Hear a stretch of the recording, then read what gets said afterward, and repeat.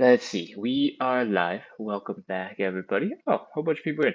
We're doing 30 minutes of live side split stretching starting right now, and we are doing this every single day to practice consistency, to build a little community, and hopefully to make a bunch of progress in the side splits together. All right, my name is Ken. We're going to get right into it and start right away. The first thing that we're going to do is warm up, and the first warm up exercise we're going to do is called the hip car. And it looks like this. We're going to lift our knee as high as possible. We're going to open up that hip as wide as possible. Keep the knee high. Rotate the leg so that the knee is high and the ankle is as high as you can keep it. You're going to feel a lot of pressure right here holding up this leg. Then from here, we're going to bring the leg down and back. Keep this knee behind that knee.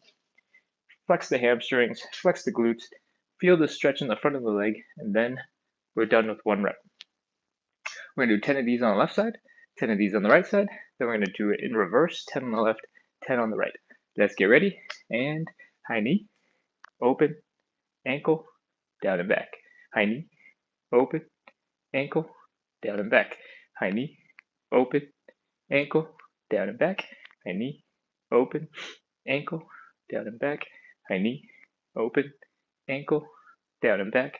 High knee, open, ankle, down and back. High knee, open, ankle, down and back. High knee, open, ankle, down and back. I think we've done way more than 7. If you've been actually keeping count, let me know how much I'm off by, but I think this is 10. All right, we're gonna go ahead and switch over to the other side. High knee, open, ankle, down and back.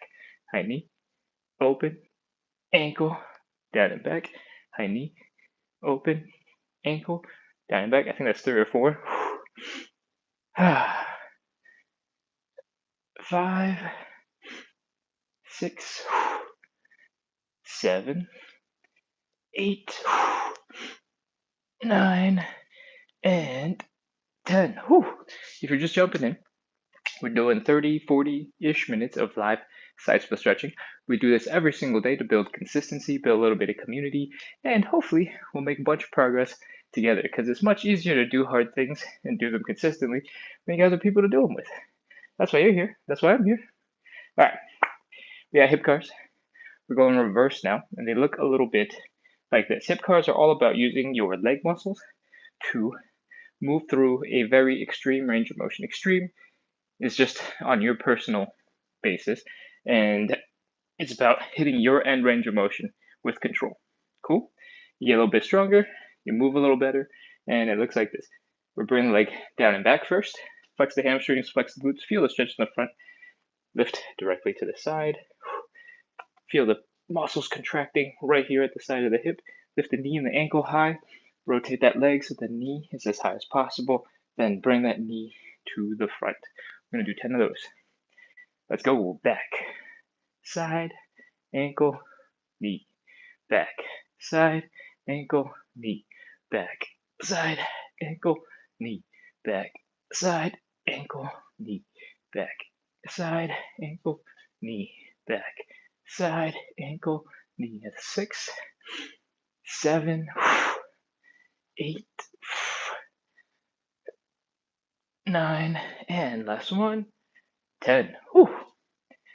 If your legs are starting to feel a little bit tired because they're working to keep you balanced, go ahead and take a couple seconds to breathe. If you are struggling a little bit with balance, feel free to grab a chair, something to hold on to. I recommend you grab something sort of a little bit higher than hips width so you don't have to lean down to grab it for balance. You can kind of reach it casually. I'm out of breath. Okay, last set of hip cars, last leg, let's go.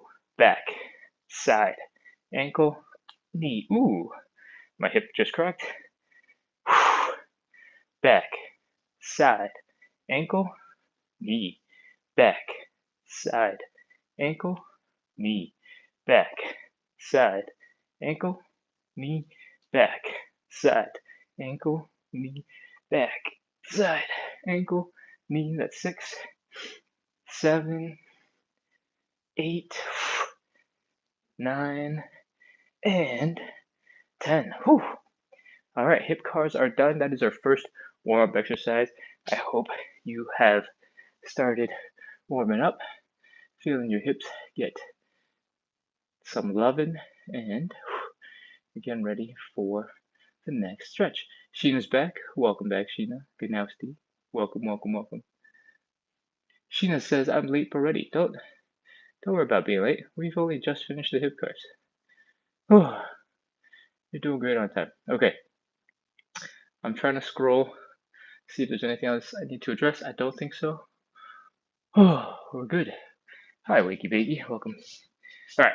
If you're just joining in, we're doing 30, 40 minutes of live side split stretching. We do this every single day to practice consistency, build a little community, and make progress together. If that is interesting, if you want to just have more hip mobility and not really care about the side splits, don't worry, you won't get into the side splits overnight. And we do a lot to warm up the hips before we get into the side splits. So, if that's interesting, if that sounds like something that's good for you, go ahead and hit follow, subscribe, keep coming back. We do this every day to practice consistency. All right, we just finished the first warm-up exercise. Let's get into warm-up exercise number 2. It's called the elephant walk, and it looks like this. We're getting into this L shape. If you're a little bit more stiff and your back is up here or up here even, that's totally okay. That's where you're at today. I just want you to focus on feeling the hamstrings back here and try to bring your belly button down towards the ground as much as you can. It's going to tighten up the hamstrings, and you don't have to force it. I don't expect you to be warmed up. I'm warming up with you as well. And we're going to slowly, while focusing on bringing the belly button down, bend one knee. I'm going to start bending the other. Bend one knee, bend the other. And just slowly move back and forth until you can get a little bit deeper, a little bit more comfortable, and of course, until you feel a little bit more warmed up. We rely on the hamstrings a lot for the exercises that we're going to do after this. So take your time, enjoy the hamstring stretch, and keep moving. All right. There's no exact number that you have to do. Just enjoy the time that you're spending in here. And if you want to move a little bit faster, go ahead and do that. If you want to move a little bit slower, because you want your hamstrings to feel a little bit more, I don't know, you want to treat them a little bit more gently, go ahead and do that. And once you've done a couple of these, you're feeling quite a bit better about your hamstrings. Maybe you noticed if you started here, you're here, or if you're here and you ended here, then these are working. Okay, let's add a little bit more to this. I like to, because this is a warm-up, I like to add more body parts into the warm-up for as little time and cost as possible. So in this case, let's get back into that same position. Legs are square. One knee is bent, one leg is straight. Take your left hand, grab your right leg. The right leg is straight. Push on it, open up your chest, take your right hand, reach behind you, and look at those fingers. Try to bring your belly button and chest down, get back into that hamstring stretch, and come back down. Switch. Now the right knee is bent, the left leg is straight. Take the right hand, grab the left ankle, push that chest open, lift the left hand up into the sky. Look at that hand, and then focus on bringing the belly button down to the ground. Feel that hamstring stretch. Whew. What we just did was we combined that hamstring stretch with some twisting and working those shoulder blades, really trying to bring the arm up and behind and twisting, getting that spine working. This is called thoracic rotation. Thoracic is just the top third-ish of your back, and it's designed to twist. We don't twist that much as a society, as a skill that we need to be able to do. So take a couple seconds here while we're warming up to get your back warmed up, to get your arms warmed up, to get your fingers a little warmed up while we do the hamstring warm up. Take your time, do as many as you need, and once you're ready, we're going to move on into the third and final warm-up exercise. It's called the Cossack switch. Whew. I'm going to come over, check out the live real quick to see if there's anything I need to address. I think this is the reverse warrior position in yoga. Yes, I also believe that is the case, but I try not to use too many names in case it confuses people, and also because I can't remember the names that well, so occasionally I'll just misspeak and I'll be like, oh, I can't believe I just said that. Let's get ready for the third warm-up exercise, Cossack switches. What we're gonna do is open up those legs about 2-3 times hips width.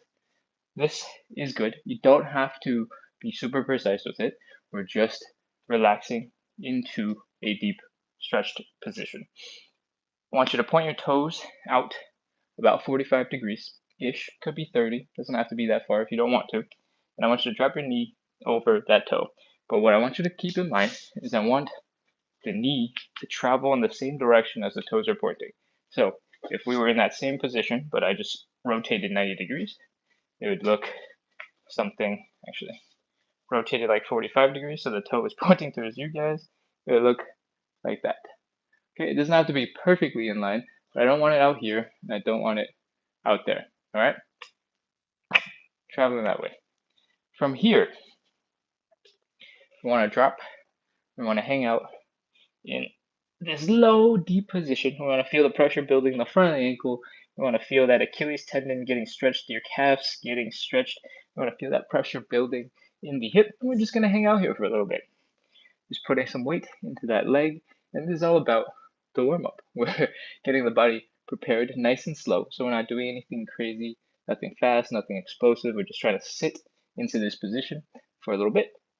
All right, while we give this a little bit of time, I want to talk about this leg. This leg is externally rotated, which means the leg is rotating out from the center of the body, and that means the heel is down, the toes are up, and the knees are pointing up. We need this for the side splits later. It's really important to be able to externally rotate, so I'm pointing it out now, and we'll talk about it again real soon. All right, let's use our hands to help walk over to the other side and switch to the other side. Same thing, your feet are pointed out about 30-45 degrees. You're feeling the pressure in your ankle, feeling the stretch in your Achilles tendon, in your calves, and you're feeling the pressure in that hip joint. Sit in it for a little bit and review whatever I was just talking about on this leg for a little bit. Once you are here, I want you to try experimenting a little bit with putting your hands down, giving yourself a little support, and rotating and changing the angle of your knee and your ankle. All right? You might be able to treat this like a deep squat on this leg, and you might struggle to sit back into it like I am. You might want to experiment with 15 degrees, 30 degrees, 45 degrees, maybe even totally directly to the side, as wide open as you can try to be. 75, 80, 95 degrees, 95, 90 degrees. Oh, all right. We spent a little bit of time hanging out in those hips, and we've done the hip cars, and we've done the elephant walks.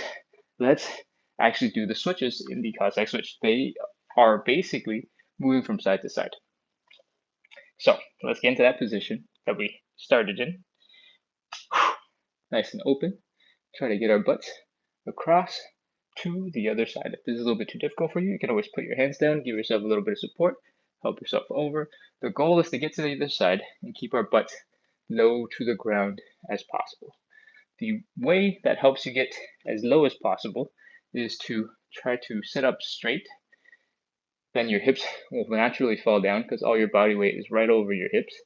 And once you come over from side to side a couple of times, if you find your knees are a little bit uncomfortable, you can try to do a half squat, come over and then settle in to that stretched position.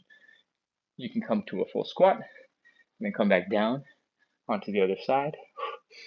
Experiment with what works for you, as long as you're spending some time in this deep stretch position and you're doing a little bit of strengthening work at the same time. I am cool with it. Whew. I think I said we're just doing 5 from side to side, and I think I've done way more than 5. So we're about ready to move on. Whew. Shake out those legs, relax for a couple seconds, and we're going to get into the first of our 5 stretches. The first stretch is a hamstring stretch, and I recommend you go grab a cushion. I'm going to go grab one right now. I can't believe I always put it so far away, even though I know I need it.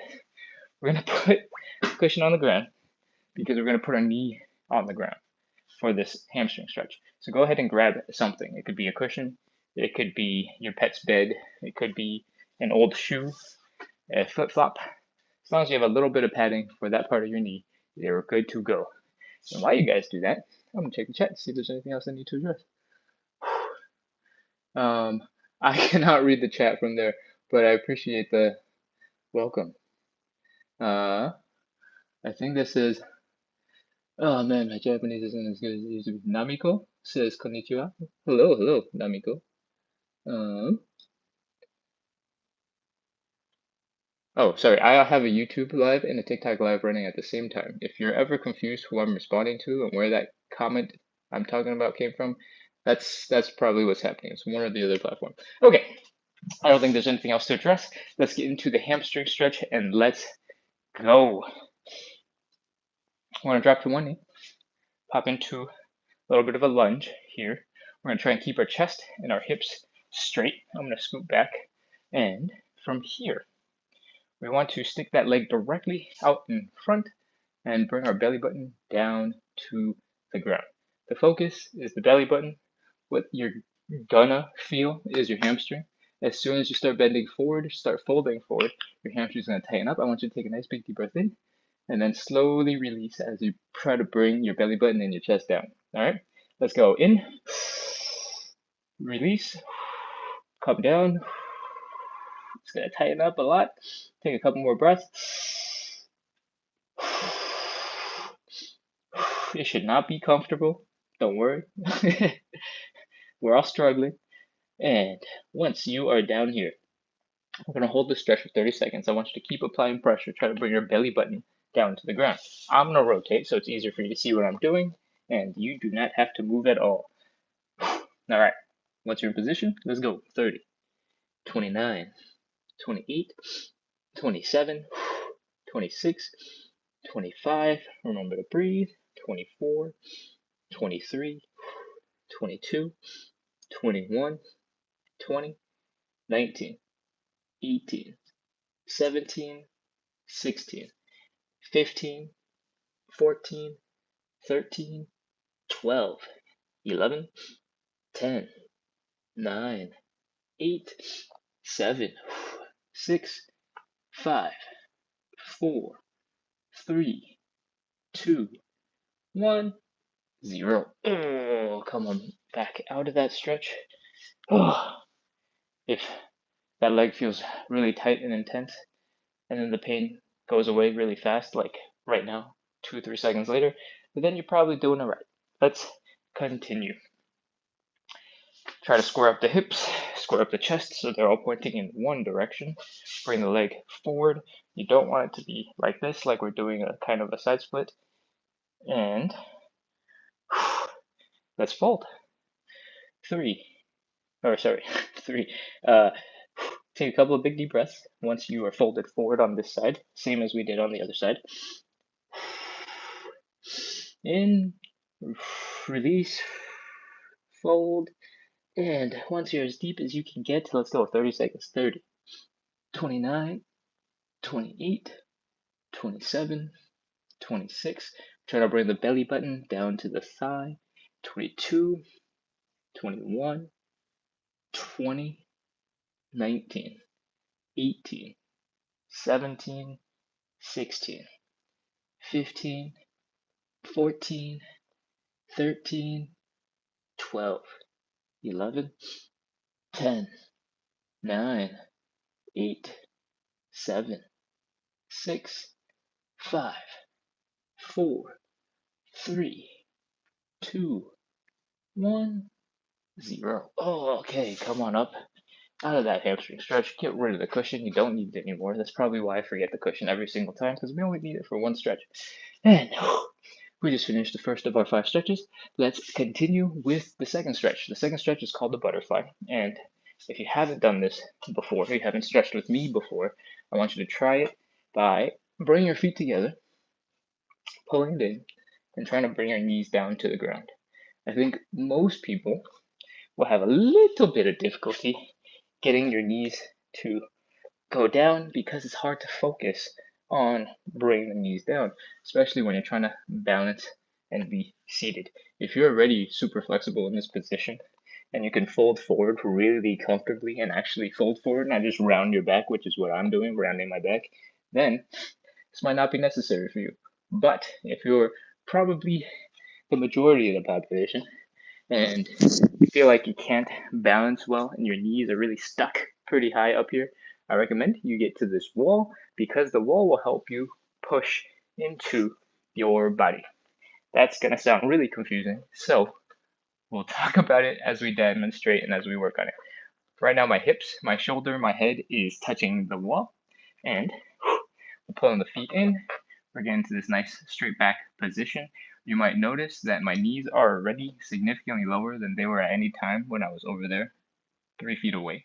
And that is because we can push into the wall to help keep this posture open, and that security helps us focus on the legs instead of trying to balance and trying to do all the stuff at the same time, even though it was just 3 feet away. All right, from here, I want you to focus on using your muscles, these outer thighs, these glutes, to open up your legs, bring the knees to the ground, and take your hands, apply a little bit of pressure. You feel the back of your head and your shoulders pushing into the wall while you push into your legs, and that's just the wall helping you get into a deeper stretch. Let's go. 30 seconds. 30, 29, 28, 27, 26, 25, 24, 23, 22, 21, 20. Remember to breathe and open up those legs. Bring the knees to the ground. Flex those glutes. Flex those legs. 17, 16, 15, 14, 13, 12, 11, 10, 9, 8, 7, 6, 5, 4, 3. I feel like I counted a little bit fast. 2, 1, 0. All right, let the hands go. Lift up your legs, flap them around. This is called a butterfly, so I presume that these are the wings of the butterfly. Once your legs are moving relatively normally, let's get up and get ready to do some standing pancake. Oh, okay, let's go. Oh, there's some interactions in the chat. Can you give back protection tips when doing these? I'm new to this. Do you guys do this 9 p.m. every day? Junie, yes, we do this every day at 9 p.m. Eastern, 6 p.m. Pacific. And user 987 asked, can you give back protection tips while doing these? It really depends on what your back situation is and what you are capable of. And because I'm not sure what you need, it's going to be really hard to give general advice. If your goal is just to keep your back really straight, I would first start by asking, are you able to fold at the hips while keeping your back straight? Or is that also an issue? Because a lot of people who have low back pain struggle to fold as well. If you just need to keep your back straight, actually, I'm going to come over here and see if that's the case. I need to do straight. Yes, okay. If you just need to do straight, then the next thing that I would like you to test is if you can fold forward sort of down to here, because your back can stay pretty straight for the most part, but it might not necessarily be good for your back regardless. because there's a very sharp fold like so. Yes, I know you cannot curve, but can you keep it straight while bringing your knees to your chest? Yes, I can. Cannot do elephant curves. Okay, yes, the bending in the elephant walk. Good. Or fine, I understand. um, if you can focus on bringing your knee to your chest, it's possible you can hold on to that leg and then go backwards in the hamstring stretch. You can try to keep your whole upper body straight because you're really locking it in to your knee, and just bring your hips back to start working on the hamstring stretch. At some point, it might look like this. You can pull it further away, further away, further away, further away. And I don't know if that actually makes any sense for your back, or if that makes that much sense for anybody's back. But I do know that it's much easier to keep your back straight when your leg is attached to your chest. And this requires very little hamstring mobility when your knee is bent straight down, and it requires more and more as you straighten the leg. Oh man. So let me know if that helps a little bit. I think you'll still feel an intense stretch in the low back if you do it this way. And that is basically where you would feel it in the regular hamstring stretch and start getting tired. And that's why your back is bending. It's because you're trying to bring your chest down when we need to focus on the belly button coming down. And for most people, it's going to be normal to want to bend down because if your back is capable of doing it, it's the most relaxed way of bringing your belly button down. But one of the troubles with people who have back pain is you actually need to spend a lot of time strengthening the back without being able to bend it very well. And one of the things that you need to do to be able to keep your back straight in this type of position is really pull your shoulders together, strengthen the back, and keep that back straight. That is just strength. So I recommend you do this sort of in two ways. If you can slowly work on it and focus on what you're capable of, you don't have to come all the way down to what your hamstring is capable of, but you do want to focus on what your back is capable of, right? So right now, maybe your hamstrings won't be the primary thing getting stretched, but your back needs the love and needs the attention more than the leg does. And if you take this as an opportunity to sort of focus on strengthening your core, strengthening your back, keeping everything straight and focus on that, doing this pain free, slowly and steadily, instead of trying to get as deep as possible, that might help you strengthen your back a little bit and give you a meaningful goal to work on while you are doing that. I hope that helps. I think that's as much general, sort of vague advice that I can give on the internet. So I hope that helps. All right, where we go. We just did the butterfly. Let's get into the standing pancake. I'm gonna check the chat real quick. Ironic thing. Hello, hello, hello. Okay, core work for back. Yeah, exactly. Having the pressure when you lean forward definitely starts coming here when you're trying to bring your belly button down, and that's the difference between this hunched back and this straightened back. And when it's not super critical, when you don't have pain, it's not super important to talk about it. It's beneficial to keep your back straight because you have a more accurate assessment of where you're bending, right? Like if this is the forward fold that I'm capable of with the straight back, if I bent all the way forward, it would look more like this, right? So it will feel better as somebody doing the stretch going, oh, look how close I am. But if I was just focused on that same amount of hip flexion and keeping the hips at their maximum range of motion, my chest, my head could be anywhere from here to here, right? My hips didn't move this whole time, but just based on back strength and core strength, I could be anywhere in between, all right? So, that is to say, you gotta work on the back strength in order to help try to keep your back straight, especially when your hamstrings are pulling really hard and your back is getting all wonky. Oh man, I'm tired. All right, standing pancake. Let's finally get into them. And for the standing pancake, we're going to open up our legs nice and wide. It doesn't have to be uncomfortable. We just want you to get into a nice and wide position to start. When you're feeling a little bit of pressure at the hips, or if you're going deep enough to feel a little bit of pressure at the hips, come back just a little bit and fold forward at the hips so that you can put your hands down on the ground. We want to almost be able to do a gentle, like a quarter of a push-up, just to make sure that we can hold some weight in our arms. From here, I want you to externally rotate the legs. I'm going to scoot back away from the camera so you can see my legs turning out when I do it. From here, external rotation looks like this. The heels are down, the toes are up, and the knees are pointing up. All right, this is external rotation, and we need to do this to get the leg bone turned out of the way so it doesn't smash into the hip bone. If that doesn't make sense, that's okay.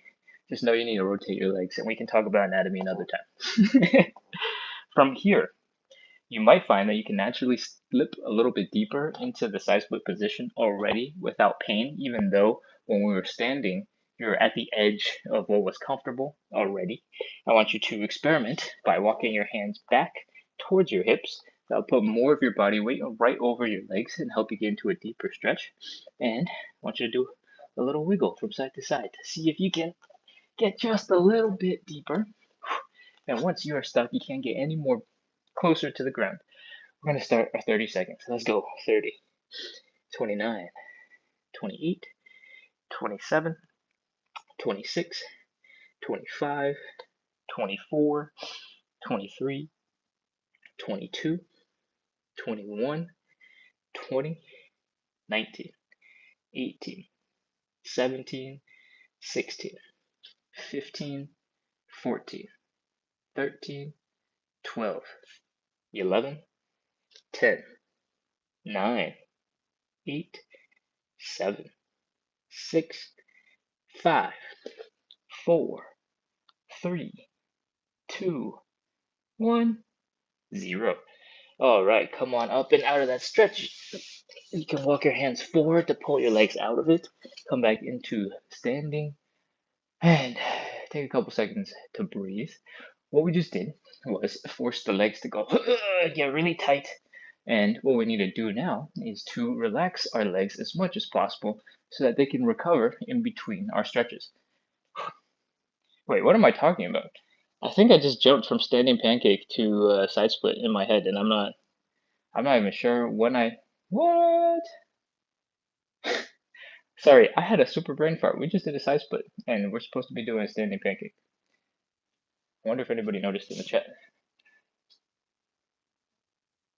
Nobody said anything. Okay, well, we accidentally just jumped right into the side split, and I'm not gonna lie, I felt fine. So maybe we'll just continue. And you guys let me know, especially the regulars who've been on for the last couple of days, Sheena, Ganowski, if you notice a difference. If you don't notice a difference, then we'll just keep doing it. And whoops, made a mistake. That counts as one of our side splits. Oh, yes, it does. Oh, yes, it does. Okay. Our side split position, the way we get into it is very similar to how we do standing pancake. And obviously that is why I completely forgot what we were doing. I just got into it and I was like, oh, this is good. My hips are going fine. We're going to keep it up and keep doing a couple of those. Shake out your legs, relax, wiggle, and we're going to do a couple of quick checks after that because we just put a lot of pressure into our hips, into our joints. I want to make sure that you are moving fine and everything is still comfortable. What I like to do is hip circles real quick, some high knees. We're going to do a couple of these mini squats. You might call them little knee bends. We want to make sure the knee is able to support weight. We want to make sure the heel, the ankle is able to support weight. And if you want, you can come up onto your toes as well, just to make sure your feet are working well together with the rest of your legs. Okay. Maybe because it was a surprise. It was definitely a surprise. Definitely felt easier today. Okay, we got a vote for let's do pancake today. And We have a bunch of people saying the side splits were feeling good. The pancake is actually the reason why I forgot that we were doing the pancake is because the setup is very similar, but also if you just focus on a slightly different fold, you're basically doing the pancake or the side split, depending on how bad you want it. The standing pancake, which is what we usually do, looks like this. We open our legs wide, stick our butt back a little bit, stick our arms out in front, and try to fold forward and have gravity bring us down. When we do that particular variation of the side split setup that I am getting us into, it looks like this. From the front, it might look like a perfect side split, but from the back, it's actually much closer to a pancake.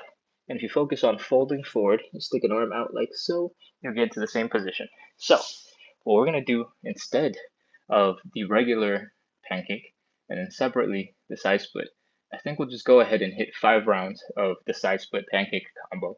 And you can pick which variation or thing you want to focus on, whether it's folding forward or focusing on bringing your legs down as low to the ground as possible in the side split. It's going to be a little bit confusing for the people who are jumping in brand new, but we'll walk it through and I'll start demonstrating sideways and I'll start demonstrating forward and you can choose what you want. We'll get even more out of it than we otherwise would have. Okay, let's get back into side split / pancake. We'll open up the legs because we did all of our checks earlier. We're going to open up the legs and drop down. Put your hands out in front of you like you're going to do some push-ups, but we're not actually going to do it. Walk your hands behind you towards your hips and get into that pancake-y position. Once you are here, we got 2 options. You can start trying to fold forward, bring your hips low to the ground, bring your belly button to the ground, and work on the pancake from here. You can stick your hand behind you to give yourself a little bit of support. You can stick this other hand in front to give yourself a little bit more leverage if you want. And this is the pancake. If you want to focus on just the side splits and only the side splits, not something in the middle, which you can also do somewhere in the middle, you can really focus on bringing your hips up directly over the floor and opening up your side split muscles this way. So we got pancake back here, pancake-ish, it's more of a hybrid, and we got pure side splits out this way. You can figure out which version you want and open up those legs, do a little bit of a wiggle from side to side. Once you're as deep as you can go, let's go. 30 seconds. 30, 29, 28, 27, 26, 25, 24, 23, 22, 21, 20, 19, 18, 17, 16, 15, 14, 13, 12, 11, 10, 9, 8, 7, 6, 5, 4, 3, 2, 1, 0. All right, come on up out of that stretch. Walk your hands forward. Bring your knees in. Come back into standing. I spent so long talking about it. I hope you guys weren't suffering the whole time, because I'm definitely suffering from how long we were spending in that position. Okay.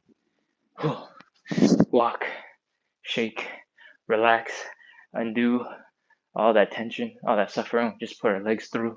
Wiggle, wiggle, wiggle, wiggle. Oh man, now it makes 3 more rounds sound really painful. Don't worry, I'm gonna talk less. We're just gonna wiggle. We're gonna relax, get into it, get out of it, and relax.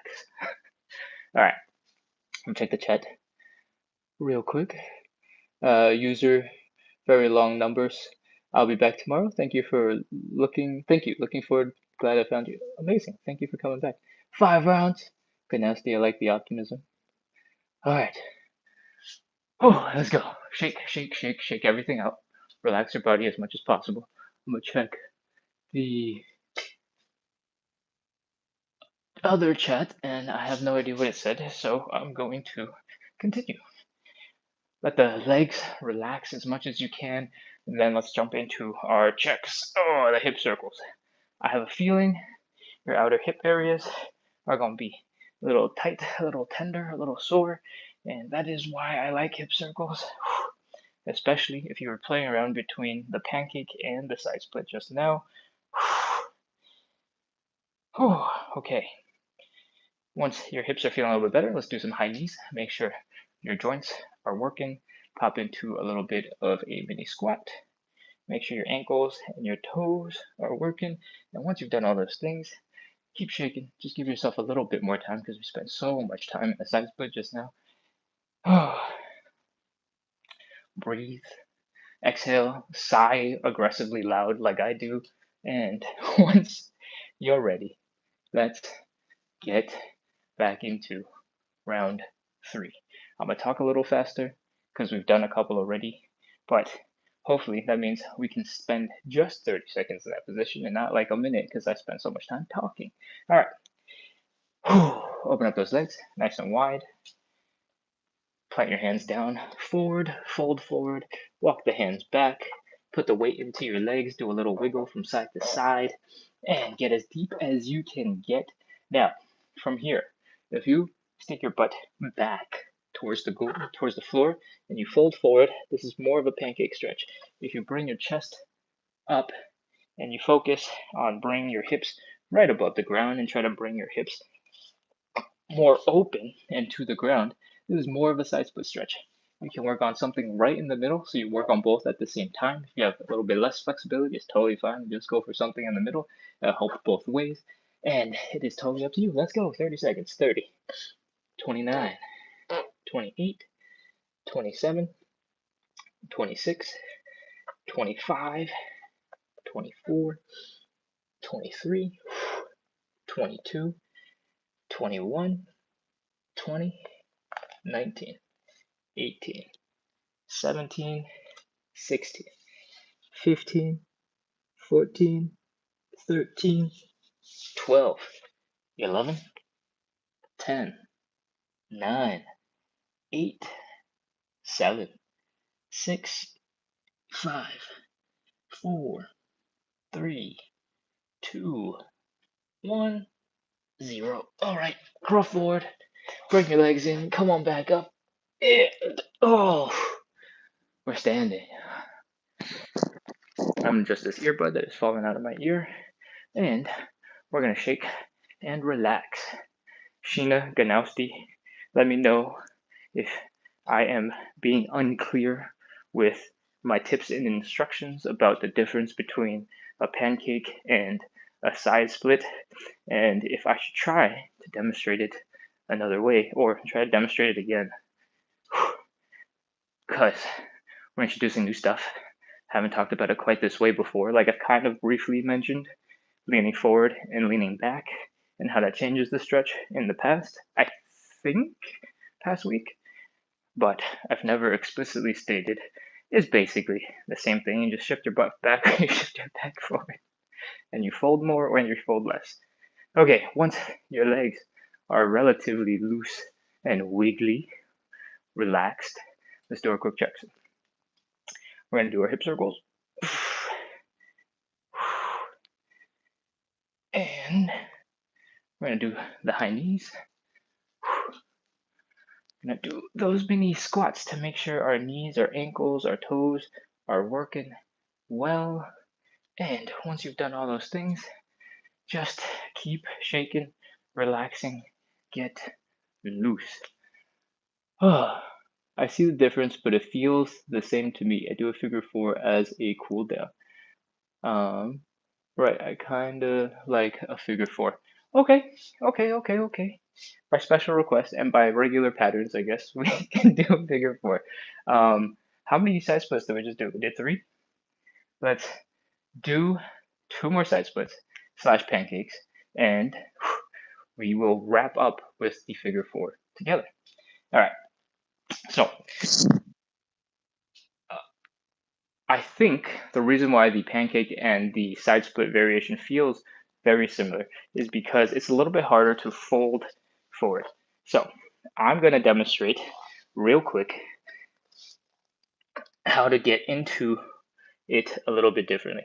When we do it the standing pancake way, legs are open, we're sticking all of our body weight out in front of us, and we're folding forward.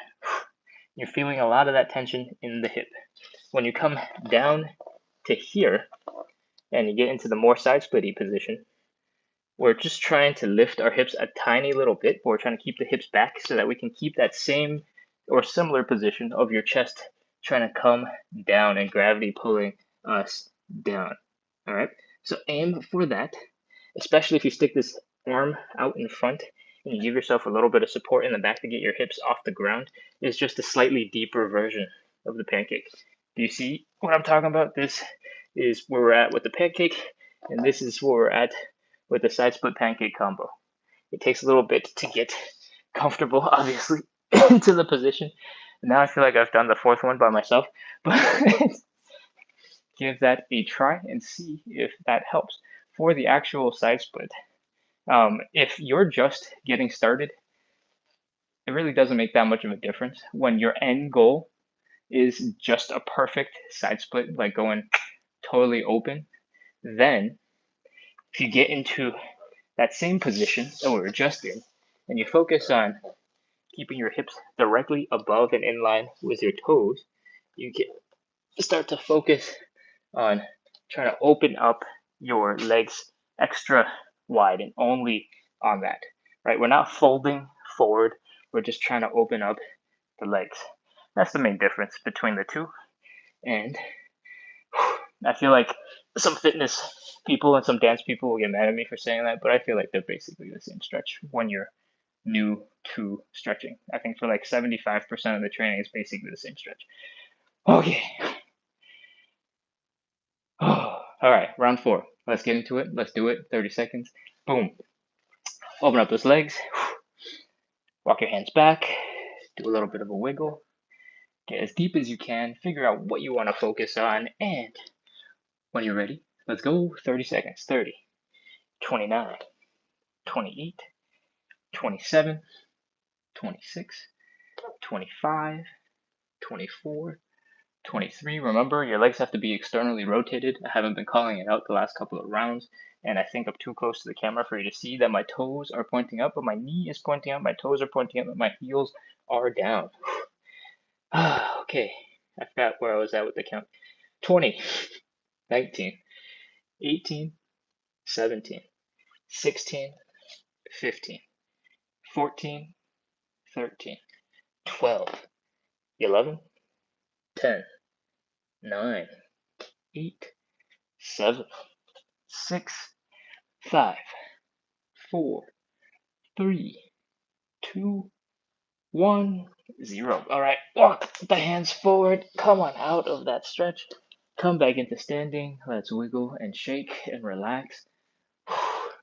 I'm going to wiggle very close to the camera so I can read at the same time, but it is really hard. Oh my god, that was round 5 for me? Okay.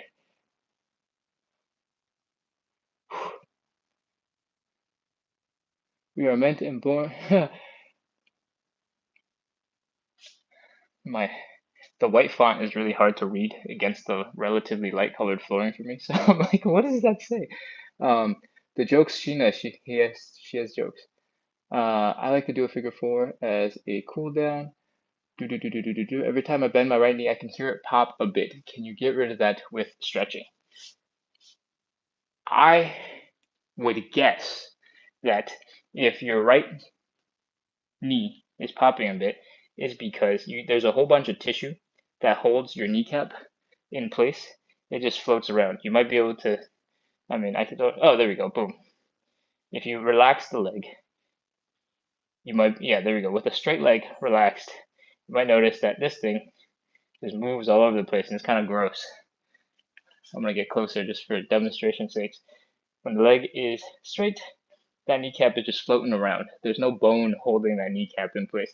It's just a lot of soft tissue, tendons, ligaments, that sort of thing holding your kneecap in place. So I would imagine it probably has something to do with a combination of two things. One, your muscles around the leg are probably overstrengthened on one side and a little bit weak on the other side. Stretching might not be able to help you long term. You need to get stronger to match the muscles that are not working well together. But stretching short term, if you stretch out the muscle that's tight, that's pulling to one side, you can get some relief, at least temporarily, so that you can go do something real quick. But stretching in general, if it's just this static stretching without getting a little bit stronger at the same time, you're probably going to see short term results and just short term stuff. So I recommend you try to get a little bit stronger in the areas around the knee. And what specifically you probably need, I have no idea, and I can't give any recommendations about that. I hope that helps. Get stronger. Sounds like maybe it's a little bit mean, but that's probably what you need. Okay. Especially if your knee doesn't actually hurt and it's just making a sound, it's probably just alignment issues when you're moving, and that's probably something that you can work on with a little bit of strengthening. Okay, Sheena said she is already on round 5. Sheena, if you want to take another break, you just hang out, or just get started on the figure 4 and be like, Ken's taking too long. I gotta go. I'm out of here. Feel free to do that, because you know the drill. You know what's up. You don't need me. Whew. All right, we're gonna do one last round of side splits, pancake, hybrid option, and then we're gonna be almost done because we got to do the figure 4. Let's go. Open up those legs nice and wide. Put the hands down. Work on bringing those hands towards your hips. Externally rotate the legs, which means your toes are pointed up, your knees are pointed up, and your heels are down. Once you're in this position, if you spend a lot of time focusing on folding and bringing your belly button and your chest down to the ground, that's more of a pancake. If you focus on bringing your hips forward so that this space is as big as it's going to get, you focus on opening up your legs, it's going to be more of a side split. And if you just do somewhere in between, it's going to be a hybrid of both, and that works perfectly. So let's get into it. Do a final wiggle so you can get a little bit deeper. This is our last one. Let's go. 30, 29, 28, 27, 26, 25, 24, 23, 22, 21, 20, 19, 18, 17, 16, 15, 14, 13, 12, 11, 10, 9, 8, 7, 6, 5, 4, 3, 2, 1, 0. All right, we're done. Come on out. Oh, crawl forward. Pull your legs in. Come back into standing. Congratulations. This is the most pancakey, most side splitty thing we've done, I think, in months. So we've just done the most intense version of our live side splits yet. Shake out those legs, wiggle, relax. I know I said we're done, but we're just done with the really intense part. Now we gotta make sure everything works and get everything loosened up so they can go back to the rest of your day. Actually, I forgot about the figure 4. Let's talk figure 4. Ooh. The figure 4 is all about bringing that ankle to the opposite side, pulling the leg up as high as you can so that you're stretching out this muscle over here. It looks more intense when you bring your chest and your leg down together. We got 2 options. We can do the pigeon stretch if you're more familiar with the yoga, and we're bringing the leg across the body. We're trying to bring our chest sort of to the midpoint of that leg bone right here below the knee to the ankle, and we're trying to bring our chest down over that point without bringing our hips up. So trying to keep the hips low and bringing the chest down.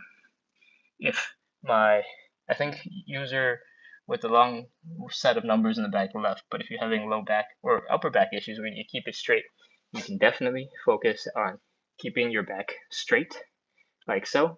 You might notice that my head is really high off the ground, but this angle in my hips is pretty darn close to if I was all the way down here.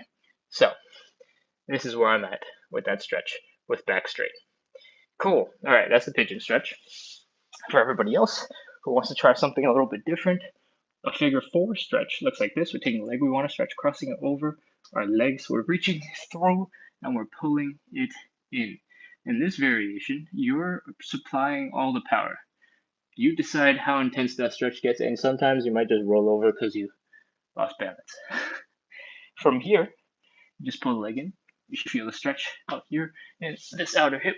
I'm trying to swim around in this outer hip area, and that's it. Let's go. 30 seconds. 30, 29, 28, 27, 26, 25, 24, 23, 22, 21, 20, 19, 18, 17, 16, 15, 14, 13, 12, 11, 10, 9, 8, 7, 6, 5, 4, 3, 2, 1, 0. Oh, all right.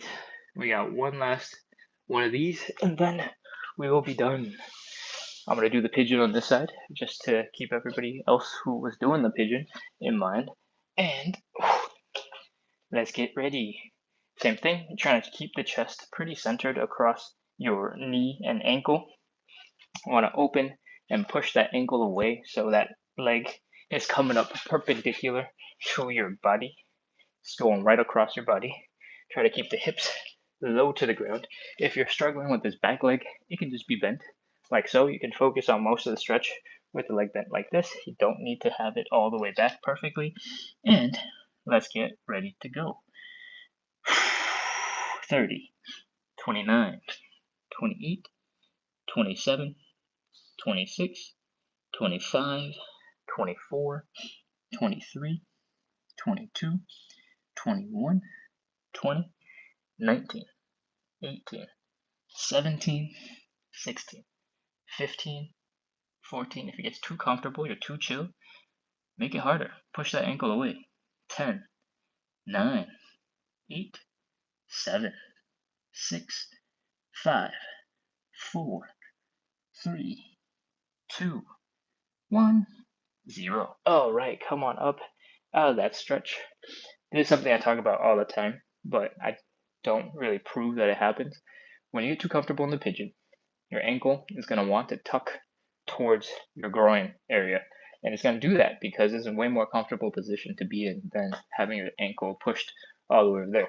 When we just came out of this stretch, my ankle had already tucked in probably, I don't know if this was a protractor, like 10 degrees on that stretch, and I didn't even notice. So if you're suddenly realizing, wow, I'm so flexible, this is so comfortable, it could be that your ankle just came in tucking in and the stretch got less intense. So push that ankle out and away. All right, that is it. Thank you so much, everybody, for coming in, stretching along. I'm going to do a couple more little shakes and wiggles to make sure my legs are loose. And if you want, you could join in on this final hip circle to do a quick check on how your body is doing. Doing some high knees, doing some mini squats. Seems like my knees, my ankles, my feet are working. My left ankle is a little bit weird, so I'm gonna just kind of spend a couple of extra seconds bouncing around. You don't have to be super explosive. We're not jumping up and down. I'm just doing a quick check to see that the joints are bending and flexing. Okay. I hope this will help with my piriformis. I think if you try to do the hamstring stretches or the elephant walk with your foot bent like so, you'll get a little bit more out of the stretch and get a little bit more piriformis stretching. But in general, it is really good for your hips. It is really good for mobility. And hopefully that is good and helps you make you feel better and you can enjoy the weekend even more. Okay, I'm going to scroll through the chat real quick just to see if there's anything I need to address. Sheena is out. She says, see y'all tomorrow. Good workout. Thank you for coming in, Sheena. Thank you for participating in the chat and letting me know about things as I do them because I need that feedback to be better. Good now, Steve. Thank you as well. Thank you everybody for participating in the chat, working on stuff together, and I really appreciate you. All right, let's see. We got a couple of questions. We're officially done with the live portion of doing side splits every single day and practicing consistency. I forgot to say, if you enjoyed the class, if you're enjoying this vibe, we do this every day to practice consistency, to build community, and hopefully together we make hard things a little bit easier, a little bit more fun to do, and that allows you to make progress in the side splits, hopefully together with everybody. Let's see. I got a question about how to train the pistol squat. I got it, I'm on it. The pistol squat is basically extra mobile, flexible version of the squat. So if you can get the squat from the front, if you can get the deep squat all the way down with your hips towards the ground, then you are already in a good spot. We'll just pretend that that is what you're at already. To get into the pistol squat, you're basically getting rid of one leg and ending up in that same position on this side. Actually, let me do it this way. My right leg is stronger, so it'll be easier for me to demonstrate a couple of times on that side. So we're getting to that same deep squat position, or a very similar one, because we still have to kind of balance and compensate. So what I like to do is I like to keep the whole body very tight. So in the squat, you might see that there's a huge space in between my legs, because I have to balance my weight in between the legs. But when you are doing a pistol squat, you're usually better off trying to keep this leg fairly centered on your body and keeping everything else nice and tight so that you can stay strong in that position. If your leg is like all the way out here and you're trying to do a pistol squat, it's going to throw off your balance. You're going to be compensating. You're going to be using a whole bunch of strength in other ways that you don't need to be doing. So try your best to keep everything nice and tight together. There's a couple of things in the pistol squat that you can work on. The first is compression strength. That is trying to get your knee and your chest into this position, or even better, as much as possible.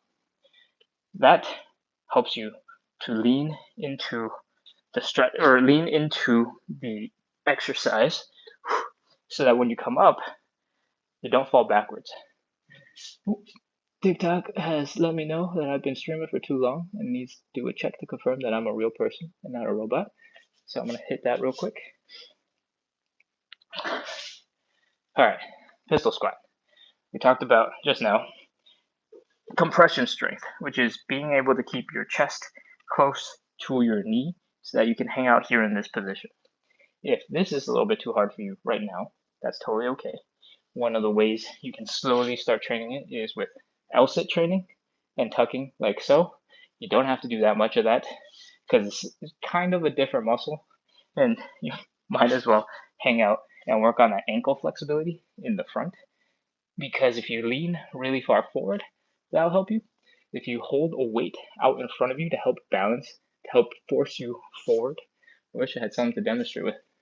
If you had a weight out in front of you to help keep you forward, it'll be much easier to hold yourself up, right? But if you're trying to do it with no props, you're going really, really, really deep, then you have to be extra strong to compensate for it, and you have to have extra flexible hips to compensate for it. Okay, pistol squat. What else do we know? If you are struggling with a couple pieces of the motion, I recommend you get a chair that's very durable, or a stool or box, something very, very, very stable. It could be, what could it be? This has got to be really stable. I can't think of anything at the moment. But from here, you can practice the leg positions a little bit more easily, because it tends to be the case that this other leg, the leg that's not doing the work, is just kind of drifting around, and it's keeping you from being able to do the hard work that you need to be able to do on the leg that's pushing you up. So what I recommend is grabbing a chair that's durable. This is not the right chair, but don't do what I do. Make smart decisions. From here, you should be able to tuck your hamstring onto your calf, all right? And you should be able to almost completely balance on just this leg. My leg over here is like freaking out. I think partially because it's tired from the side splits, but partially because I never do anything like this, so it's freaking out. From here, if you can do a full squat, then you know you have the strength to do it with your quads and your hips and the legs, all right? But you don't quite have enough strength to keep your leg in position and help you balance. Those are two different things, right? So the pistol squat, I'm gonna get rid of this chair because it is a little bit sketchy. It's creaking beneath me. In the pistol squat, if you just kind of ignore that this leg exists and you focus on just coming down into the pistol squat, that is a very specific set of muscles. But what makes the pistol squat hard is you got to figure out how to balance that with your other leg. If you're struggling to keep the leg straight because your hamstrings are tight, you want to naturally recline backwards because your leg is straight out in front of you, it's going to be really hard to lean forward. That's exactly what I was talking about earlier. You can grab something to pull yourself forward by holding onto a weight in front of you. And man, I'm spinning around so many times. And if you have something helping to keep you forward, it's easier to throw your hips forward and get up out of the position that you're stuck in on the floor. That was a lot of general tips. I hope one of those solves the problem that you're having with pistol squats.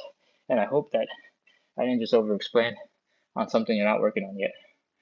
Oh, okay. Alec 400 says, my goal, thank you, exclamation point, exclamation point, exclamation point. Great. I love it. Ooh, okay. On YouTube, somebody says, yes, on the second part, working on balance. Great. One of the things you can definitely do is if you have a big water bottle to hold in front of you, because if you drop the water bottle, nobody will get hurt, right? You can hold it out in front to help you balance. I am going to substitute with this chair, right? But if your leg is not, how am I going to demonstrate this? If your leg is not super flexible, you can use the chair to help do this. And use a little bit of momentum. If the weight is far enough in front of you, then you definitely probably have enough strength to pull it off. And now you know what you really need to work on is being able to keep this leg here in this position. And this is the core compression that you need. If you can keep the leg and the chest at this angle, then it'll be much easier for you to get into this position, which is the bottom of the pistol, and stand up from it. So break it into its two main pieces and work on them a little bit separately until you figure out which piece you actually need to work on. A lot of people, if you've been doing squats, you've been training them, you'll find that you probably have enough strength in the leg to stand, but you don't have the balance and the flexibility in the other leg to help you be able to use the muscles in this leg effectively. Because if your leg is stuck down here and you're leaning back because you can't get far enough forward, you can't actually push up, right? So those are the tips. Hope that helps. We got a question on YouTube saying, teach push-ups.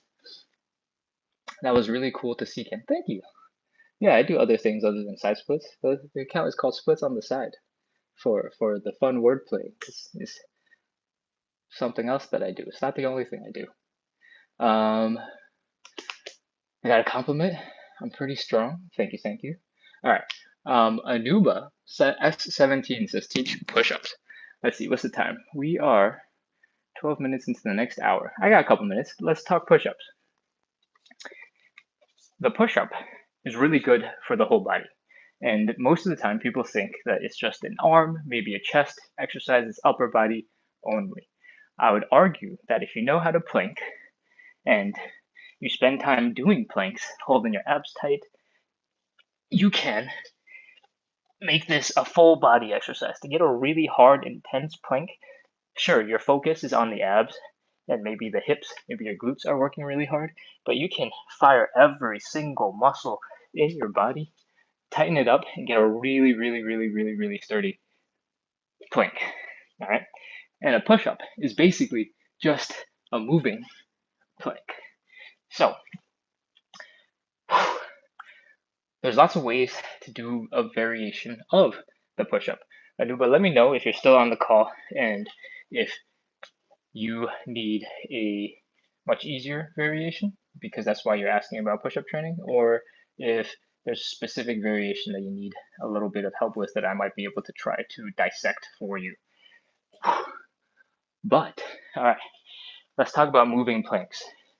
In Pilates, even in yoga, yeah, in most movement-based practices, the plank is very, very important. And I'm going to give you a couple of quick tips to strengthen your plank really fast and immediately. Most people will get into this position and the hips will be the first thing to move and the first thing to give up, or maybe the shoulders will do something in between this. And the best thing you can do to get stronger in the position is to clench your butt cheeks, like somebody's about to kick you, and you're going to go from loose to bring the butt cheeks together, clench them hard, and all of a sudden, once you're focused on that, it is really hard for your hips to go up and down and separate from the rest of your body. And then if you focus on clenching the abs, contracting, contracting, contracting, contract really hard, you get into a really intense workout right there for your abs and your butt. And a lot of the time, what's popular is holding the plank for time, holding it for 60 seconds, holding it for 2 minutes. There's some crazy people out there who can hold it for like 8 minutes, 10 minutes. And for strength, it's not really necessary. There's little to no reason why you would be doing that in regular life. It's just a cool accomplishment. Which isn't to say, don't do it if that's what you like. But what I do mean to say is you only need to hold those intense contractions for 10, 15 seconds at a time to get much stronger. All right. It's the equivalent of if you're lifting weights, if you do 3 reps with something really, really, really, really, really heavy, it's going to feel as tiring as if you did 10, 15, 20 reps of something very, very, very light, right? Even though you're not moving necessarily in a plank, you can still contract the muscles harder than what you need to in order to hold still, right? So with minimal amount of muscle engagement, you can hold the plank, but if you activate the glutes, if you activate the abs and you contract those as hard as you can and tighten up all the muscles in your body, you'll start having that little arch because your abs are contracting, and those pieces will help you have a really strong, like 1 rep super push up. You don't usually have to hold it that way, but it's totally possible to train strength just by contracting your muscles as hard as you can and becoming really, really intense. I think the word probably isn't intense, but the intensity of the contraction is upgraded based on how hard you contract. And sometimes, if you have no idea what I'm talking about, you just got to go hold something really heavy, and then you'll see all your muscles naturally contracting, and then you can attempt to replicate that contraction on your own without the weights. Okay. Ganowski said I did a 5-minute plank once. Yo, that's super impressive. I don't think I could do a 5-minute plank. Okay. What else we got? I think my push-up question person might have already left, so I don't think I'm gonna go too deep into answering that at this point because they'll never see this video. And unless somebody who is currently on wants to see more push-up stuff or plank stuff, then we're gonna move on. Whew, okay. Wow, we still have like 15 people on between YouTube and TikTok. So I'm glad you guys are entertained, having fun, watching me drink coffee. That is very cold from like an hour and a half ago. Flexibility is goated. I agree. I think being able to move well is the best part, and the flexibility that you need to move well from the floor, the flexibility that you need to move well from like weird positions is underestimated. A lot of the time people will be like, oh, when will I ever need that? But then, the whole reality of lifting weights in our modern 21st century is when will you need that ever, right? Like the hardest thing that you do is like step on a chair to go grab something from the top shelf or carry waters. right? Like a stack of waters. And that implies that any training is pretty much almost unnecessary. We got plenty of people who train all the time. We got people who run marathons. When was the last time you needed to run 26 miles for anything but self enjoyment of your ability to do hard things? You don't need to do most things, but I would argue that having really good flexibility is one of those things that could be easy enough to practice in your day to day, right? Like you have to leave the house probably to run enough miles to train for a marathon. 26 miles, you should be running up to like half of that distance, 12, 13 miles. That's a lot of running. You're not going to do that in your house unless you have a treadmill, I guess. But even then, 13 miles on a treadmill, that's going to be really boring. At least you get to see the city or the world when you run without a treadmill. But it's besides the point.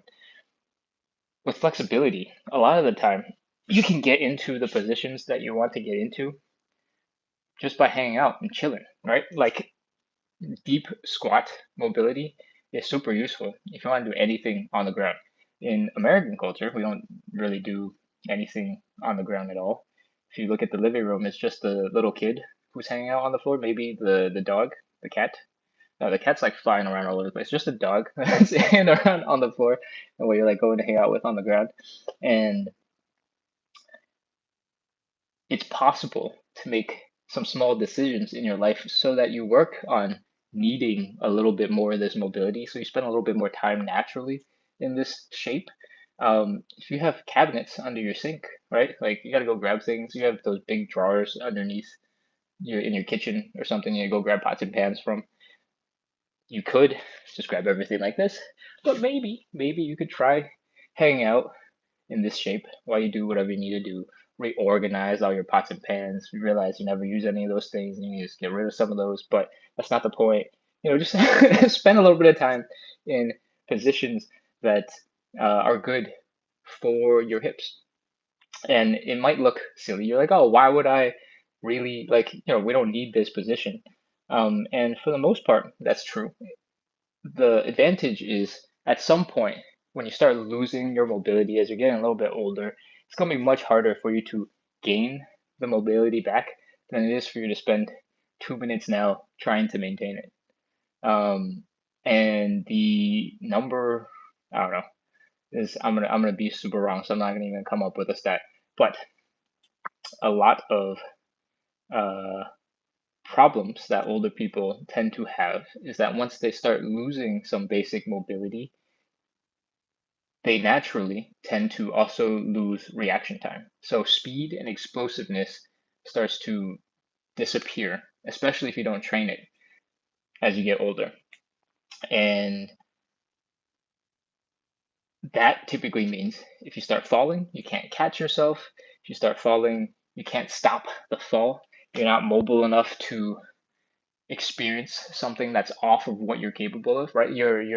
If you misstep just a little bit, maybe you'll lose balance and start falling over. But if you're a little bit mobile, if you're a little bit stronger in this position, maybe you'd be able to save yourself and catch yourself. Those are all big what ifs, and I can't imagine most of you are old enough that this is an immediate issue, but maybe you've seen it in your parents, maybe you've seen it in your grandparents, where a slight misstep is what throws off the whole entire movement, right? They were just trying to walk to the bathroom, but they got really mad at you because they stepped on a Lego. And they're like, why don't you put your toys away? I almost died. You might think that they're exaggerating. Maybe there's an actual like serious thing where they actually lost their balance and they were really scared because they might have fallen. And when you're young, those are one of those things that you're like, oh, whatever, it's just a thing. What's the worst that can happen? But it might be a legit thing. Okay, flexibility. Take care of it. Spend a little bit of time doing stuff, just making sure you're strong in weird ways that other people can't imagine is normal. And they'll probably take you a long way, I think. Okay, that's it. I'm done. I'm gonna go enjoy my coffee. Let's see who else we could. Um, I got a hilarious comment over here on YouTube that says from Yosuke Hanamura, 28. He says, "Yes, he does have a girlfriend. He stole my wife. I ain't mad though. He's a good guy. I have no idea what you're talking about, but uh, I'm glad you're over it so that you can move on and enjoy your life. I'm sorry about the wife though. Okay, I think he was just having fun responding to another comment that I didn't read aloud. And with that, Ganowski says, I'm already noticing a difference in my day to day, to be honest. That is incredible. That's amazing. Um, I think that is one of the best things about flexibility training. If you start getting pretty regular with the training, you'll see pretty significant results, especially at the beginning. Once you get to like the tail end, and you're trying to get that last little bit of side splits, you have to be more thoughtful about the training. You probably need to like add some weight, add a little bit of pressure to really get you into a deep, tough position to work on. Um, but a little bit of flexibility training usually responds in pretty significant results right at the beginning. It's very similar with weightlifting or general training. Usually they have this thing where it's like the beginners grow super fast. They go from super beginner to like almost intermediate in a span of a couple of months. And I would argue for most people, being intermediate is more than enough. So if you can spend a couple of months to get to a pretty good amount of flexibility at a relatively young age, um, where you have the emotional confidence, I think older people can get flexible just as fast. They usually have lost a bit more ability, so they have to work a little bit longer to get back into what's normal and then to get any further. But it's much easier to maintain than it is to grow. So if you can encourage everybody in your life to grow a little bit more flexible, become a bit more mobile, it'll take minutes to maintain rather than investing hours and hours and hours trying to get to it. Cool? All right. Long spiel. End result is train a little bit, move better in life, and hopefully, if you move better in life, your life is just better in general. Cool? All right. We're practicing consistency. Oh, I think Anuba just came back and said teach push-ups. That's crazy. Have you been on this whole time? Because I mentioned earlier that we can talk about push-ups, but if you're not here, we won't talk about push-ups. Uh, what are we doing on time? We are deep into the second hour, almost 90 minutes. All right, I'm gonna do 4 minutes of push-ups and I'm gonna wrap up. If you guys are tired of listening to me talk about push-ups, we can just call it for the day. Remember, we do stretching every single day to practice consistency, to build a little community, have fun. Coffee time with Ken Ganowski. Thank you for giving it a name. And um, hopefully we make a lot of progress towards our side splits together because it's much more fun to do hard stuff together with other people. And I hope I've created a nice environment for us to do that. I hope you come back. I hope to see you tomorrow. And if you like push-ups, we're going to talk about push-ups for a couple minutes before I sign off for today. All right, let's see. Anuba S17 says, my shoulder hurts after 5 push-ups. Okay, let's talk shoulders. I'm not going to face you because I kind of need to demonstrate on my shoulders. Yeah. Um, let's see. The shoulder blade is just like your kneecap. It's just floating around over here, except there's like 17 or 18 different muscles that tie into your shoulder blade to let it move from side to side. If we were, I don't know if I can see, am I centered? Okay. If we were to look at just the shoulder blade, I'm gonna pull on my shirt a little bit so it's a little bit tighter. Your shoulder blades can go in, they can go up, they can come down, they can come out, they can do a lot of things. And to do that, you need your shoulder blades to be engaged. We come on every day at 9 p.m. Eastern, 6 p.m. Pacific, and I think it's still 9 p.m. Central European Summertime. I think that's wrong. Ignore that. Ignore the Central European Summertime. I have no idea what I'm talking about. 9 p.m. Eastern, 6 p.m. Pacific. And then you're going to have to Google any other time zone that matters to you. So the shoulder blade goes and does all those things. Is that what is feeling uncomfortable? Or are you feeling it over here in the shoulder? Yes, like 1 hour before this time, exactly. An hour and a half before right now. Is this thing what's uncomfortable? Or is somewhere back here uncomfortable? Sorry, 1 or 2? Not blades. Okay, so it's up here. That's uncomfortable. All right, let's think. What causes discomfort when doing 5 push-ups? If All right, I have no idea what it could be that you're struggling with at the moment, but let's talk form real quick. And if there's anything that you might not be doing, let me know, and we can talk about that specifically. I'm possibly wondering if your shoulders are shrugged when you're doing push-ups and not tucked down like so.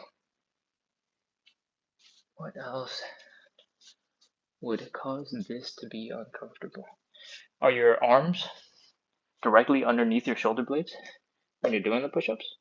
If you shrug your shoulders because you're struggling to hold the shoulder blades in place, maybe like this, you could have a little bit of tension in the shoulder blades, or in the shoulder muscle here, in the neck shoulder muscles over here. Because if I demonstrate this from a slight angle, I think if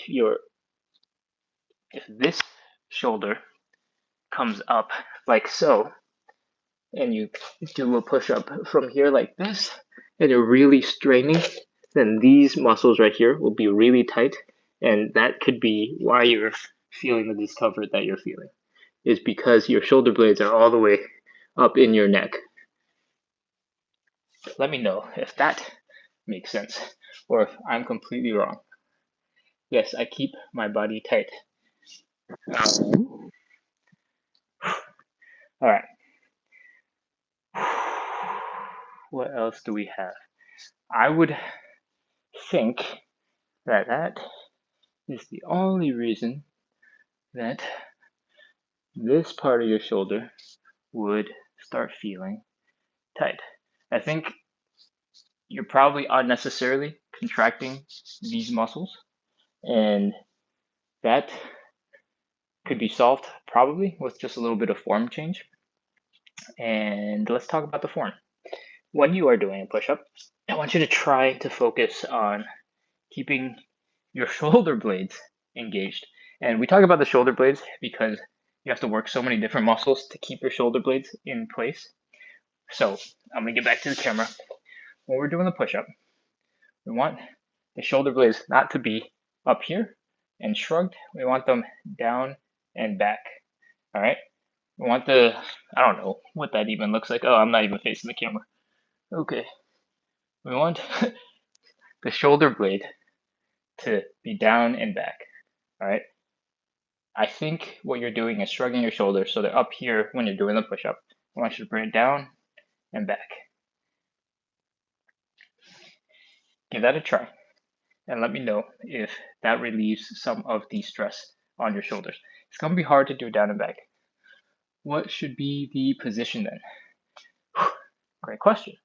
If you were to, let's say, do an L-sit, for example, you don't actually have to do an L-sit, but if you were to sit on your butt and try to lift your butt up with your hands, I want you to try to do this, and your shoulder blade should come down and back if your arms are back here. I take it back. That's a horrible example. I need to think of a better example of how to bring your shoulder blades back in this space. No,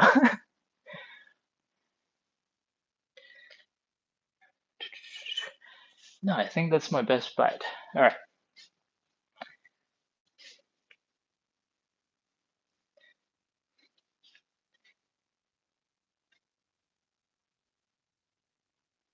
All right. I got it. I think your shoulders are coming up like this when you're doing the push-up. So what I want you to do is try your best to bring your shoulders down and keep them from doing anything when you're doing the push-up. All right.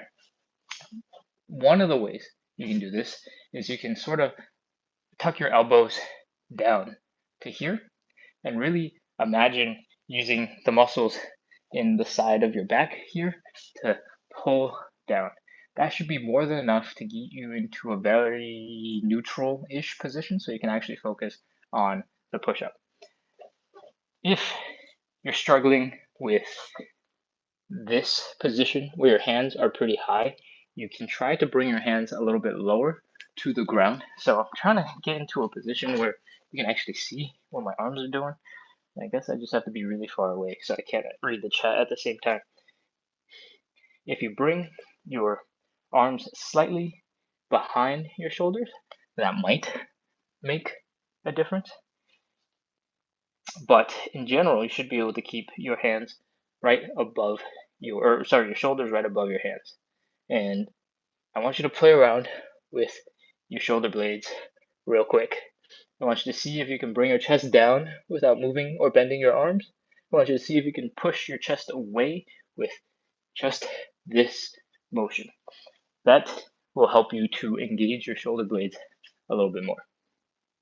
How do I target chest with push-up and hold my lower body? No, like the wrist position. Oh, okay, we're moving on to new questions. Okay.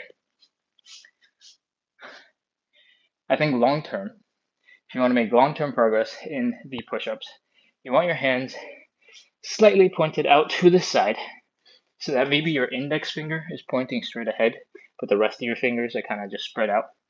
And that will reduce some of the pressure on your wrists.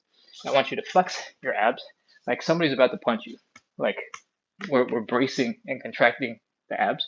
I'm going to exaggerate so it looks like I'm hunched over, but I want you to really flex those abs. I want you to tuck the butt. So we want to make them as hard as possible because that will lock your hips into place. So when you combine the abs and the glutes, that will make for a really strong plank. And that's what the push-up is. It's pushing you up once you're in a really strong plank. So once you're here, your abs are contracted, your glutes are firing, and you can do the push-up from there. I'm exaggerating it a little bit. You don't need to flex that hard in either of those muscles in order to do a push-up. And if you are flexing that hard from the beginning, you're going to be really tired before you get to the push-up. But if you do flex those muscles, you'll be really strong for that position. And you want to target the chest in the push-up, then typically you want to open up your arms a little bit more. Not up here, but up here. All right, so roughly 45-ish degrees is where your elbows want to go out. And you can try to keep a slightly wider hand position to get your chest engaged. If you care about advancing and doing cool skills, you can just ignore all of that and focus on doing push-ups where your hands are right around your chest and you're pushing away like so. And that's because eventually, at some point, when you get really strong, you want to start training the one-arm push-up. And in the one-arm push-up, it is really difficult for your arm to be way out here trying to lift your body because your center of mass is over here. So at some point, you're going to get into this position and you're going to be coming down like so, right?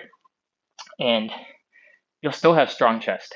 It's not targeting the chest as the most important thing, but is teaching you and training you to get stronger in the push-up position, and your chest will naturally grow stronger as you're doing it.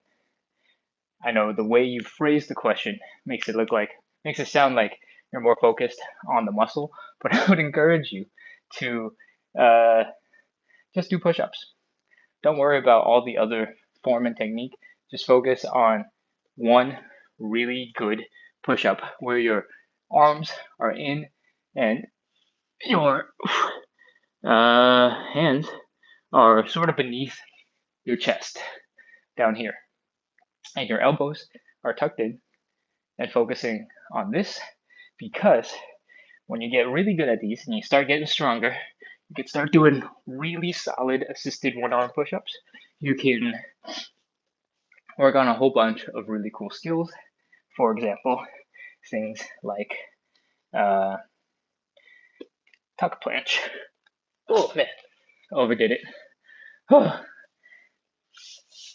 Having your arms way out wide doesn't really help you with those skills, and only really helps when you're trying to advance them and make them look really cool for the internet.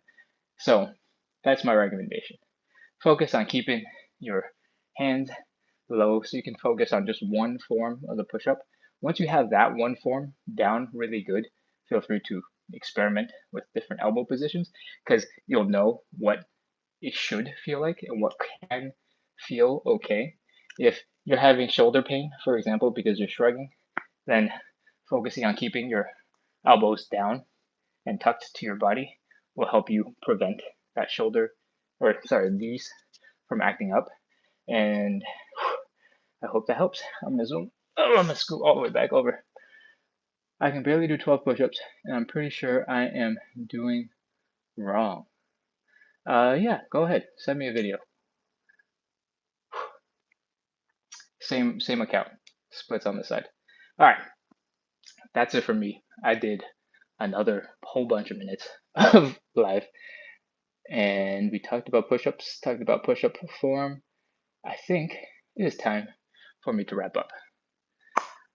Okay. Thank you, Queen RR, for letting him know what the account is. All right, that's it. Thank you so much, everybody, for staying on, hanging out, talking about uh, push-ups and pistol squats and live side splits and all the other things that we did today. And for staying on and doing 5 rounds of side split stretching today, which was totally unexpected. I hope you had fun. I hope you feel proud of all you've done today. Thank you for hanging out for as long as you have. I think Ganowski has been on for like an hour and 40 minutes. Thank you for spending so much time with me. I hope you have a wonderful, lovely rest of your weekend.